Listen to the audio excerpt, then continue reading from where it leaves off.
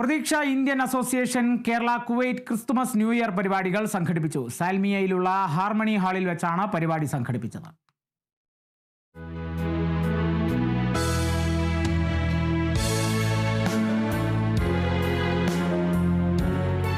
President Biju വൈപ്പൂരിന്റെ അധ്യക്ഷതയിൽ നടന്ന ചടങ്ങിൽ ഫാദർ സുബിൻ മാനത്തറ ക്രിസ്മസ് സന്ദേശം നൽകി.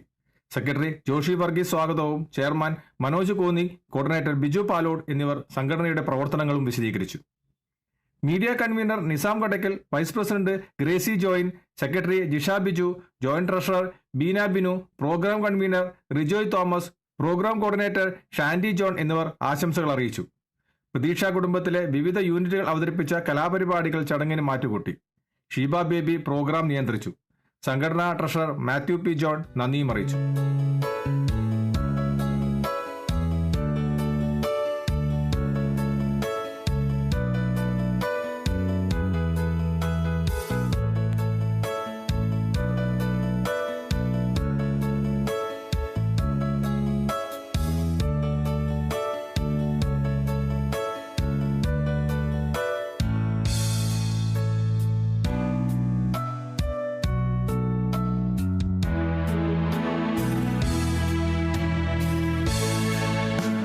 കുവൈത്തിൽ നിന്നും കേരള വിഷന് വേണ്ടി IV സുനേഷ്, വെങ്ങര.